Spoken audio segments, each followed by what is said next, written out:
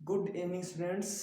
आज हम समांतर श्रेणी के बारे में आगे फिर चर्चा करेंगे। और आज जो मैं प्रश्न कराने वाला हूँ इसमें से आपको एक प्रश्न एग्जाम में आपको जरूर देखने को मिलेगा। जो आपके मेन एग्जाम होने वाले हैं उनमें से समांतर श्रेणी का इस तरीके का जो प्रश्न है वो जरूर आएगा।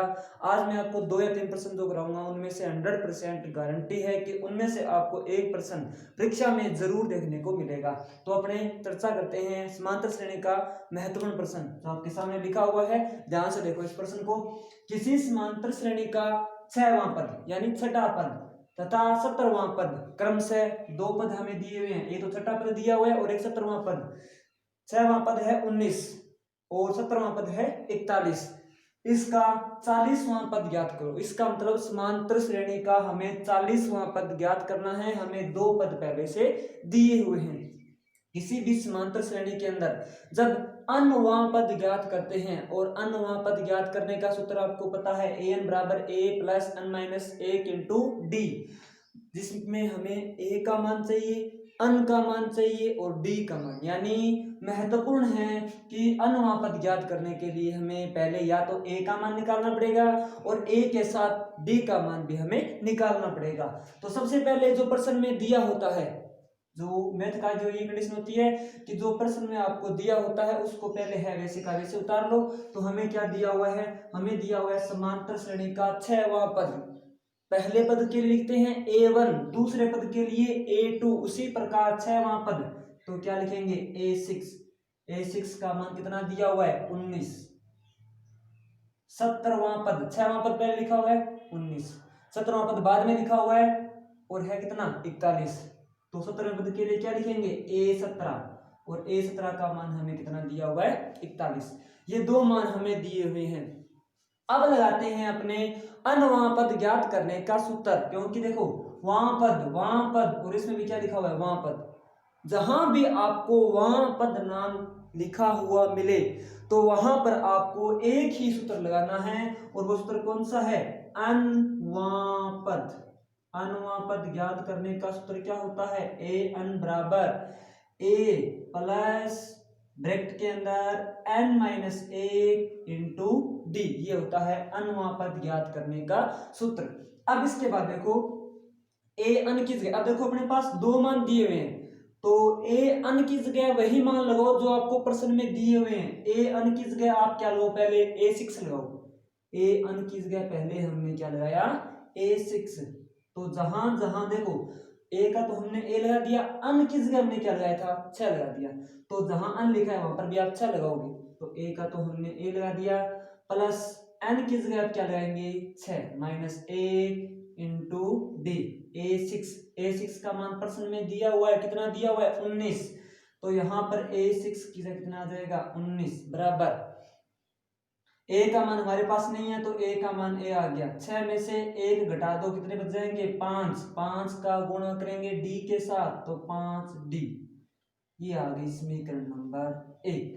ए प्लस 5d बराबर 19। इस समीकरण को आप अगर से नहीं लेना चाहते तो चर को एक तरफ इस तरफ ले आओ। यानी आप इस प्रकार भी लिख सकते हो ए प्लस 5d बराबर 19। ये हो गया आपके पास समीकरण नंबर 1। अब देखो हमने पहले ए अन की जगह a6 लगाया तो हमारे पास एक मान और है, उसी को भी आप लगाओ। तो दूसरा मान हमारे पास कौन सा है? a17 यानी a17 हमने लगा लिया। a17 बराबर ए का मान हमारे पास नहीं है तो ए का ए प्लस अन की जगह अब की बार हमने कितना लगाया है? 17 लगाया है। तो जो ब्रैकेट के अंदर अन लिखा है वहां पर भी कितना लगाएंगे? 17 माइनस 1 इंटू डी का डी। a17 का मान प्रश्न में हमें दिया हुआ है 2 गिवन, कितना दिया हुआ है? 41। 41 दिया हुआ है, लगा दिया बराबर a प्लस 17 में से 1 घटा देंगे, कितना बचेगा? 16। 16 का गुणा किया डी के साथ 16d। समीकरण नंबर 2। इसको थोड़ा और चेंज कर लो किस प्रकार? a प्लस 16d बराबर 41। समीकरण नंबर 2। यहां तक हल करने के बाद इस सवाल में हमें क्या करना होगा? देखो यहां तक हल करने के बाद हमारे पास 2 समीकरणें बन गई और दोनों समीकरणों के अंदर हमारे पास 2 चर राशियां दी हुई है। एक तो दी हुई है a और एक दी हुई है d। दो चर राशियां दी हुई है। जहां पर हमारे पास दो चर राशियां हो वहां प्रश्नावली लगती है दो चर वाले रैखिक समीकरण, और दो चर वाले रैखिक समीकरणों को हल करने की दो विधियां हैं। कौन कौन सी विधियां? प्रतिस्थापन विधि और विलोपन विधि। हम इसे हल करेंगे विलोपन विधि से। कौन सी विधि से हल करेंगे? विलोपन विधि से। यानी चर राशियों की जो प्रश्नावली है वो आपकी इसमें लगानी पड़ेगी। विलोपन विधि से समीकरण 1 व 2 को हल करने पर, कौन सी विधि से हल करेंगे? विलोपन विधि से हम समीकरण 1 व समीकरण 2 को हल करेंगे। अब इसके बाद देखो विलोपन विधि में नियम क्या होता है? एक चर राशि का हमें विलोप करना होता है, यानी एक चर राशि को हमें गायब करना होगा। तो हमारे पास देखो समान राशि कौन सी है? ए इसमें भी है, ए इसमें भी है, ये समान राशि है तो दोनों के अंदर है ए और ए, यानी इसका हम विलोप कर सकते हैं। तो क्या लिखेंगे? देखो इसमें समीकरण 1 और समीकरण 2 को आप ध्यान से देखो, इसमें भी ए लिखा हुआ है, इसमें भी ए लिखा हुआ है, ये ए बी प्लस का है, ये ए बी प्लस का है। जब दो चर राशियां, दोनों समीकरणों में चर राशियां समान हो, अब ये ए और ए दोनों समान हैं, तो इन दोनों को हल करने के लिए हमें क्या करना पड़ेगा? घटाव करना पड़ेगा। यानी लिखेंगे समीकरण 1 माइनस समीकरण 2 से, समीकरण 1 में से समीकरण 2 को घटा दो। तो दोनों समीकरणों को पहले उतार लो। समीकरण 1 a प्लस 5d बराबर 19, दूसरे समीकरण a प्लस 16d बराबर 41। ये आपके पास दोनों समीकरण आ गए, घटाव करना पड़ेगा। तो ये लोग घटाव करने के लिए हमारे पास नियम होता है कि जो नीचे संख्या लिखी हुई है, घटाव के लिए अपने पास दो समीकरण हैं, नीचे वाले समीकरण हैं, उसके निशान सारे के सारे निशान बदलने पड़ेंगे। तो ये a प्लस का है, ये माइनस का हो जाएगा, 16b प्लस का है, माइनस का हो जाएगा, माइनस के 16d हो जाएंगे, 41 प्लस का है, माइनस के 41 हो जाएंगे। अब ये प्लस का a और माइनस का a आपस में कट गए, माइनस के 16d में से प्लस के 5d हमने घटा दिए, हमारे पास बच गए माइनस के 11d। माइनस के 41 में से प्लस के 19 घटा दिए, हमारे पास बचेंगे माइनस के 22। तो 11d बराबर माइनस के 11d बराबर माइनस के 22। अब माइनस से ये माइनस हम काट सकते हैं, दोनों तरफ माइनस का निशान है, यानी 11d बराबर बच गया 22 और d बराबर 22/11। d का मान अपने पास आ गया 2।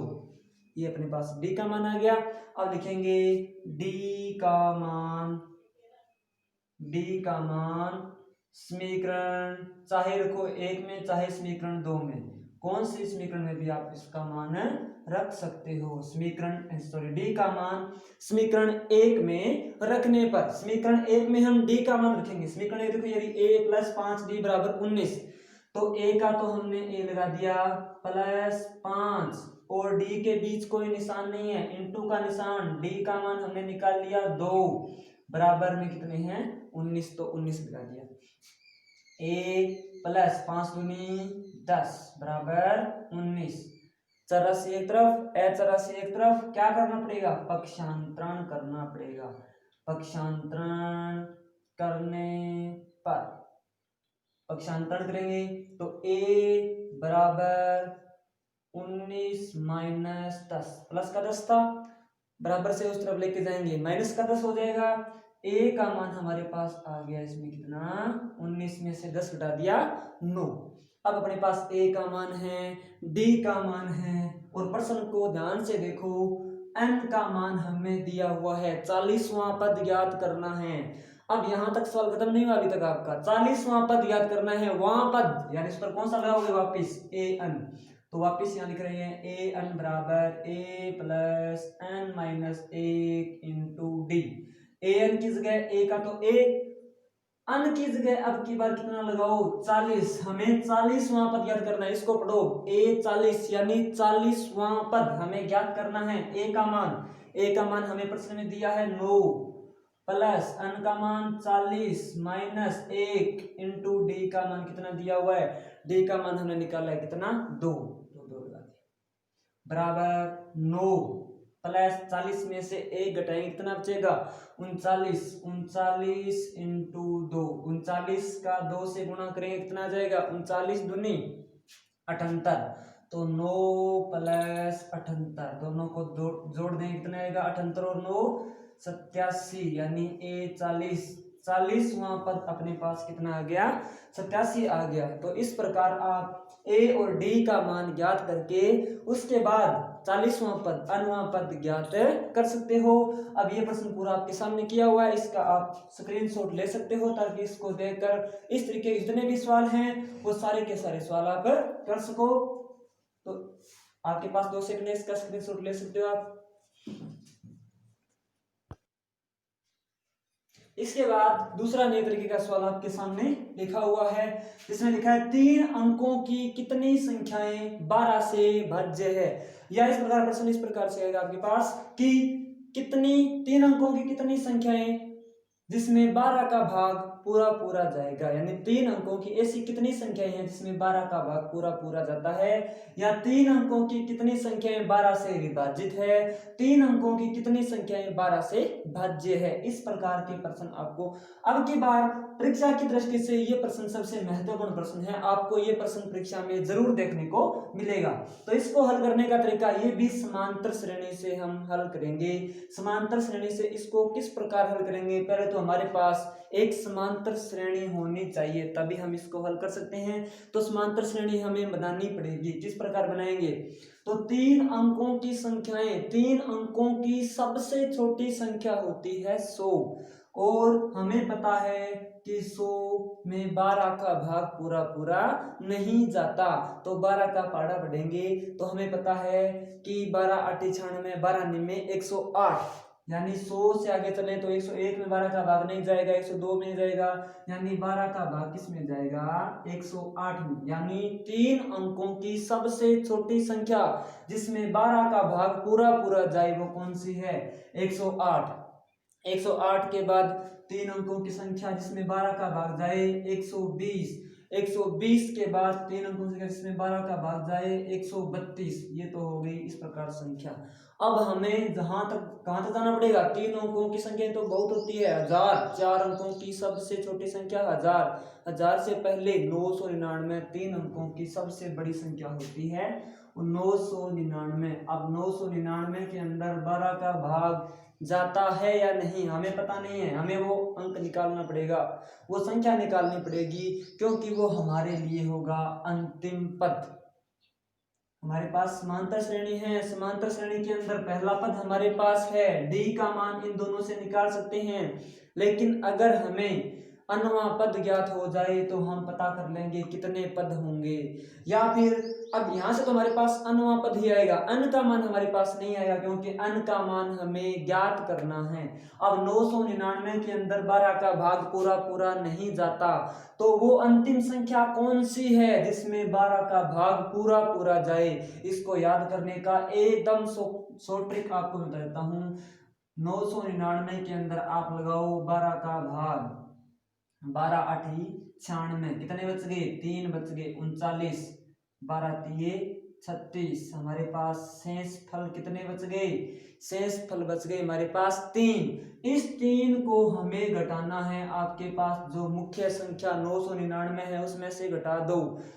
इस 3 शेष फल को हमने 999 में से घटाया तो हमारे पास बचा 996, यही वो लास्ट संख्या है जिसमें 12 का भाग पूरा पूरा जाता है। तो पहले क्या किया, सबसे बड़ी संख्या के अंदर जो हमें प्रश्न में दिया उसे भाग दिया, शेषफल हमारे पास 3 आया। अगर कुछ शेषफल नहीं बचता तो ये 999 सबसे बड़ी संख्या होती जिसमें 12 का भाग जाता, लेकिन हमारे पास 3 शेषफल बच रहा है। जो भी शेषफल बचता है उसको मुख्य सबसे बड़ी संख्या में से घटा दो, 999 में से 3 घटाया 996, 996 के अंदर 12 का भाग पूरा पूरा जाएगा। तो 3 अंकों की सबसे बड़ी संख्या 996 है जिसमें 12 का भाग पूरा पूरा जाता है, ये होगी अंतिम संख्या और हमारे लिए ये है अंतिम पद। और अंतिम पद हमें पता नहीं है कौन सा पद है, इसलिए हम इसे क्या मानेंगे, अन्वां पद।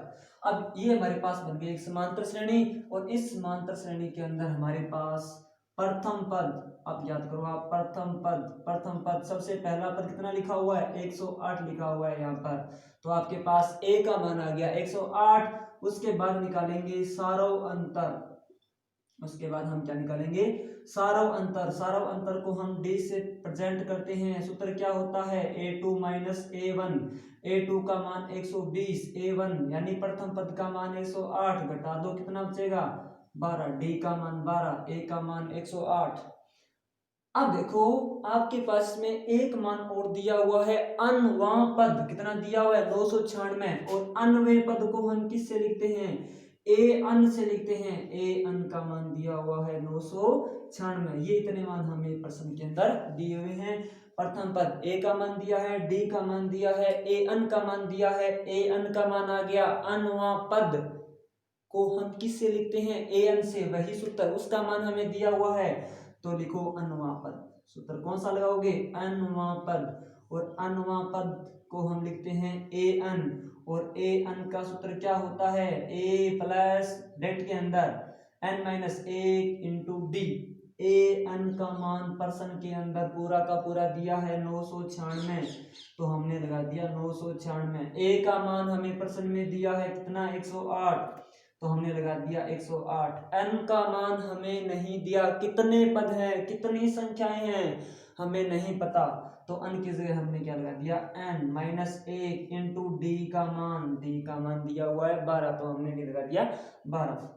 अब इसको हल करेंगे, 996 का 996 108 प्लस, सबसे पहले ब्रैकेट हल करते हैं, 12 का गुणा किया n के साथ 12n माइनस 12 का 1 से गुणा करेंगे 12 एकम 12। ये माइनस ही क्यों आया, क्योंकि अंदर निशान माइनस का है, बाहर प्लस का है, प्लस माइनस क्या होता है माइनस। अब पक्षांतरण करेंगे, चर राशि एक तरफ, चर राशि एक तरफ, 12n प्लस का, इसको यही रखो, बाकी मान इस तरफ ले आओ सारे के सारे। तो क्या करना पड़ेगा, हमें करना पड़ेगा पक्षांतरण, तो हम करेंगे पक्षांतरण द्वारा। अब इसका जब पक्षांतरण करेंगे तो 12n का तो 12n इसी तरफ रखेंगे, जो बाकी मान बच गया उसको इस तरफ ले आओ। तो 996 तो पहले से इस तरफ है, तो 996 का 996 108 प्लस का है, इस तरफ लेके आए, किसका हो जाएगा माइनस का 108, माइनस का 12 इस तरफ लेके आए, किसका हो जाएगा प्लस का 12, तो प्लस 12 बराबर, बराबर में हमारे पास कितना बच गया अब 12n। तो देखो 996 में से घटाएंगे 108, फिर उसमें जोड़ देंगे 12, 996 में से घटाओ 108, 16 में से 8 गए 8, यहाँ बच जाएंगे 8, यहाँ बचेंगे 9, कितना बचेंगे 988 प्लस 12 बराबर 12n। अब इन दोनों को आपस में आप जोड़ दो, 988 प्लस 12 कितने हो गए, 988 प्लस 12 हो गए 1000 बराबर 12n।